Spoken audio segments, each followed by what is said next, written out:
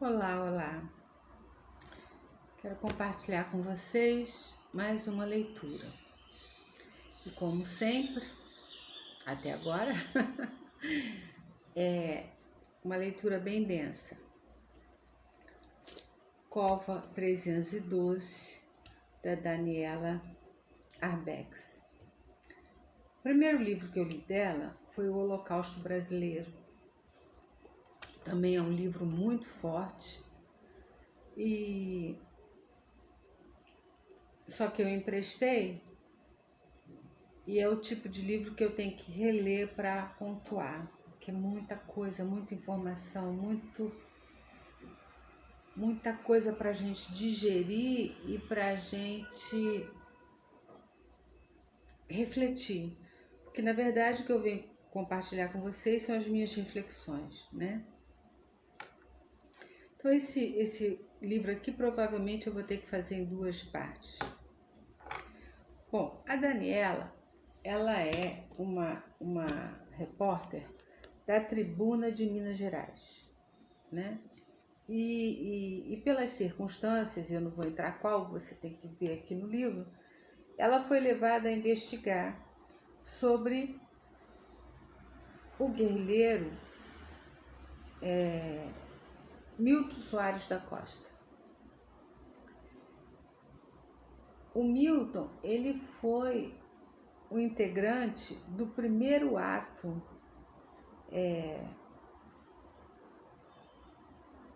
que não foi à frente, né? Inclusive, foi o primeiro ato militante, foi o primeiro ato contra a ditadura instaurada pelo golpe militar de 64.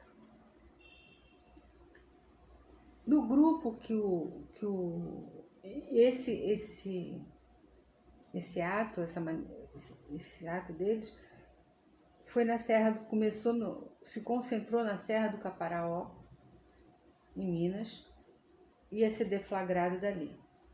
E o único grupo, o único personagem, a única pessoa do grupo que não era militar era o Milton. Ele era o único civil. O ato não chegou a acontecer. Ela não diz,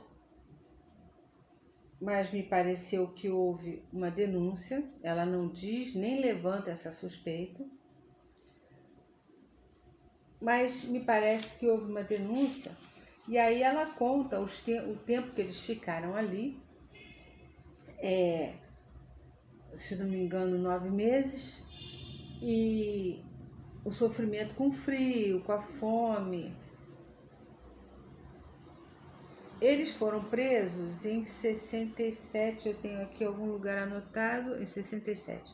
Eles foram desmantelados e o Milton, que é o protagonista-chave, é o personagem, é a pessoa que ela está em busca do paradeiro dele, ele foi levado para a penitenciária de Linhares, em Juiz de Fora, Minas Gerais. E ele foi morto sob tortura. E eu sempre esqueço esse nome, a autópsia deu como causa a morte suicídio. A família e todos que conheciam o Milton tinham certeza que isso não era real. Milton jamais faria isso. Ela ouviu isso de várias pessoas durante toda a pesquisa, todo o levantamento que ela foi fazer.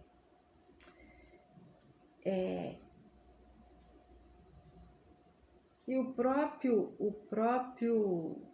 suicídio, ele foi tão mal arquitetado, foi um enforcamento, e foi tão mal arquitetado quanto do Herzog. E a família quer saber o paradeiro do rapaz. Mais de 30 anos, 35 anos, sem saber aonde o rapaz foi enterrado. E isso custou muito à família. Custou muito sofrimento, muita luta.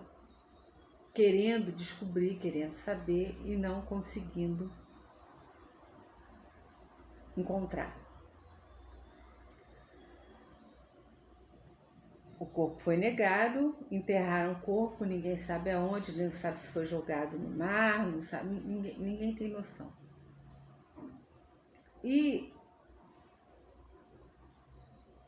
é um desespero total. E a mãe, sofrendo muito, ela morreu sem saber o que a Daniela, com o seu empenho jornalístico,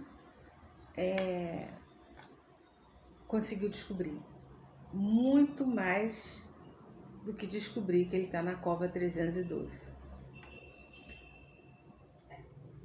Sobre a Daniela, ela me passa uma imagem assim, muito legal de que ela é uma jornalista, mas ainda com aquele ardor, com aquela coisa juvenil de que eu vou...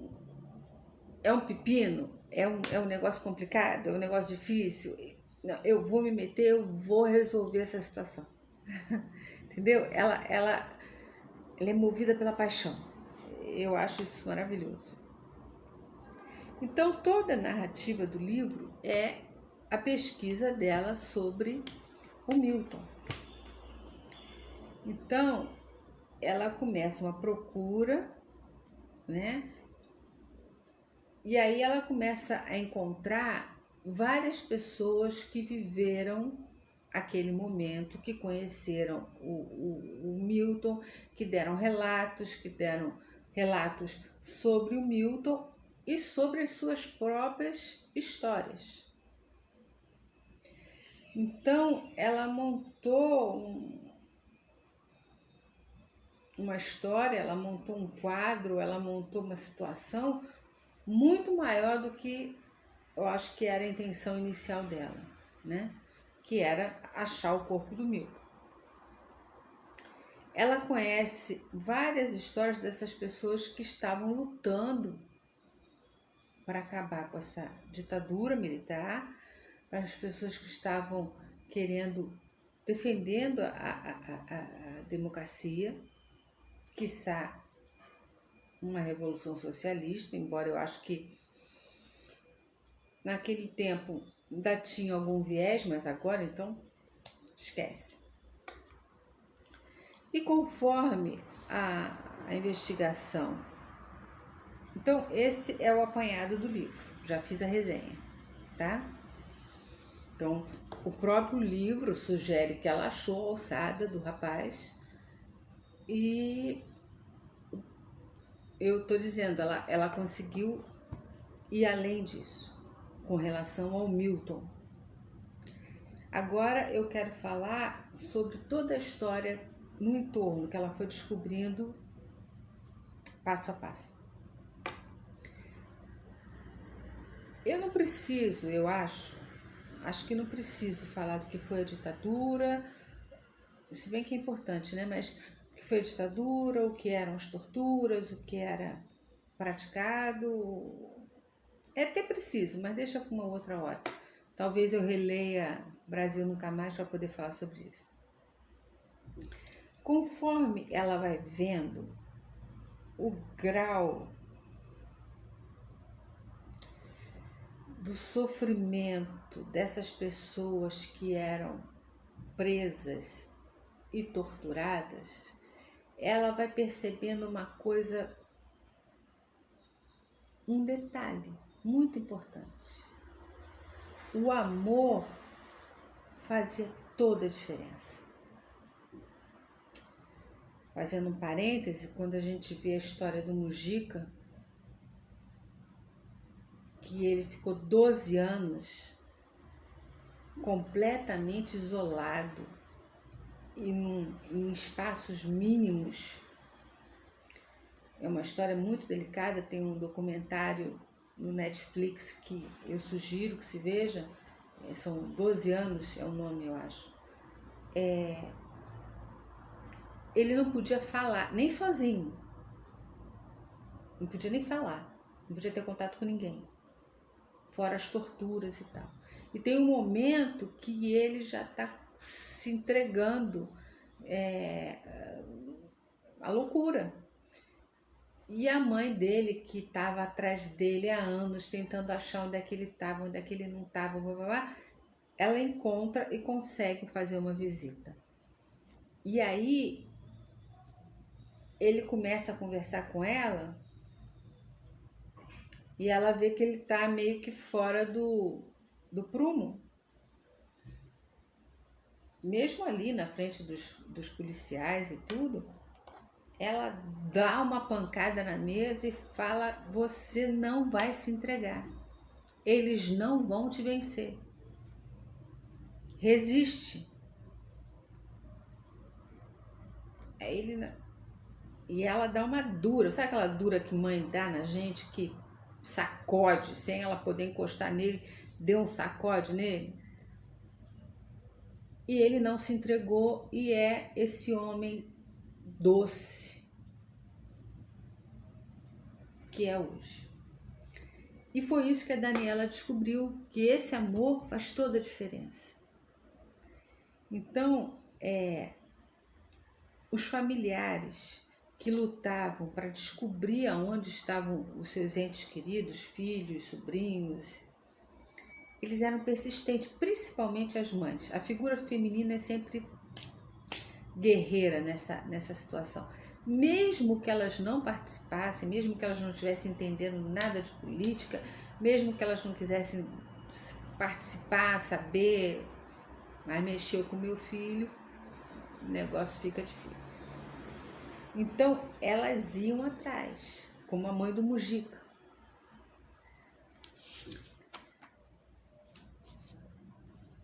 E aí, o que acontecia? Quando elas viam a situação do filho, da filha e dos outros que estavam ali, coração de mãe mesmo, sempre cabe mais um. Virava tudo uma família, eram filhos. Eu não sei se eu anotei aqui, mas tem uma passagem que uma delas vai visitar o rapaz e ela leva vários frangos assados e dá pro rapaz. E o rapaz diz: mas eu não vou comer isso tudo. Ela disse: não é para você, é para você distribuir. Passa a ver uma coletividade, um afeto, um amor, uma coisa que a direita não entende. Não entende. Mas isso eu vou falar mais adiante. Eu quero ler para vocês aqui a história de uma senhora, assim. Não é aqui. É aqui. A coragem das mães dos presos foi fundamental para impedir o assassinato de muitos deles. Aos poucos, Ângela foi tomando consciência da importância de seu papel no combate às torturas e violações cometidas em nome da ordem. Não se poderia dar ao luxo de sentir medo. Embora não fizesse parte do movimento político contra o regime, se viu obrigada a lutar. Precisava resistir a seu modo. Com 1,5 metro de altura, a chefe de importação do Departamento de Administração da Universidade Federal de Minas Gerais foi uma gigante na mobilização das famílias que tiveram filhos desaparecidos e mortos na guarda do Estado. Porque a atrocidade era tão grande, mesmo que ela não tivesse uma identidade política, uma definição política, mesmo que ela não tivesse nem aí para o que estava acontecendo, quando ela se deparou com aquela atrocidade, com as torturas, com o estado que as pessoas ficavam, ela, opa, peraí, eu tenho que Tem que fazer alguma coisa. E não só pelo meu, mas você vê aqui o relato. Várias mortes, várias coisas foram impedidas por causa do movimento dessa mulher de 1,5 m que fez o que pode, o que pôde. E aí está relatado, eu não vou adiantar, eu estou só... Os militantes eram perseguidos, presos, torturados e mortos. E é aqui que vai juntar as coisas, que eu quero salientar. Eles eram presos, mortos, pelo poder militar que estava ali representando a ordem, a luta pela ordem, pela pacificação. Nós já falamos, quando lemos George Orwell, que é preciso um inimigo fictício para unificar a população e para justificar o Estado totalitário. Então eles, em nome de manter a ordem, em nome de manter a sociedade tranquila, eles matavam, eles torturavam. E a gente vai ver mais adiante que a resistência, principalmente dentro dos presídios, que aqui é o que ela trata, é no outro nível. Então eu quero fazer um contraponto assim. Essas diferenças, elas ficam muito claras para a gente entender hoje, quando você vê uma manifestação bolsonarista, principalmente no meio da pandemia, em que as pessoas se aglomeram sem máscara, se contaminando umas às outras, ou seja, não há preocupação com o outro, não há amor. Elas estão ali simplesmente vociferando, destilando ódio, falando coisas sem consistência, baseadas em mentiras, em fake news, para sustentar o poder que diz que quer o melhor, mas só não assume o melhor para quem.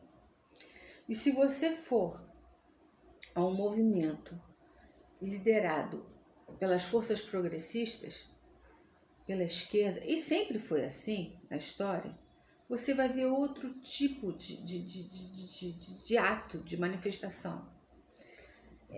Agora nós estamos na pandemia, mas antes da pandemia, era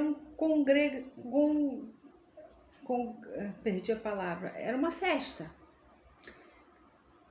Era todo mundo junto, era se abraçar, era se beijar, era cantar, era chorar, era gritar, era lutar, mas em cima de propostas reais, propostas em cima de fatos reais. Não é uma coisa, vamos vociferar, vamos dizer que é... Não, e sempre na perspectiva do cuidado com o outro, sempre na perspectiva de resguardar direitos, lutar por direitos. Isso é uma coisa tão notória. E agora, no meio da pandemia, as manifestações progressistas, de esquerda, você vê as pessoas ali, muita gente, muita gente, ao contrário, graças a Deus, dos outros atos, mas todo mundo com cuidado da máscara, cuidado com o álcool, cuidado com o distanciamento. Por quê? Porque cuidado com o outro. A visão desses que são uma ameaça à pátria, eles são uma ameaça porque querem bem ao maior número de pessoas, a todas as pessoas. Essa é a grande diferença. Então, a Ângela aqui, ela que não estava ligada nessas coisas, ela percebeu ali, quando ela viu, não sei se é o filho, mas quando ela viu o seu ente querido naquele estado, ele, meu Deus do céu, o que ele fez? O que aconteceu? O que justifica Aí olha para os outros que estão ali também e fala, o que justifica? Nada justifica isso aqui. Nada justifica essa desumanidade em nome da lei, da ordem. Essa é a grande diferença, que às vezes para a gente parece tão óbvia, mas as pessoas não entendem. Basta olhar. Ontem eu vi no noticiário que o prefeito do Rio mandou catar, no meio desse inverno, mandou catar os cobertores dos moradores de rua, pessoas em situação de rua. Operação tira-tralha. Isso é de um desamor, isso é de um asco. Que nem o outro que mandava jogar, o outro lá de São Paulo, o Dória, que mandava jogar água gelada nas noites de frio, nas pessoas que moram nas ruas, em condições de rua. Mandava dar ração para as crianças, ração de cachorro, para as crianças nas escolas. O Guedes e a ministra, não sei das quantas, dizendo que tem que dar resto de comida para os mendigos. E que tem que aumentar o prazo de validade dos alimentos vendidos, ou seja, as pessoas têm que comer coisas vencidas, coisas estragadas. Essa é a grande diferença entre o que você chama de direita e esquerda.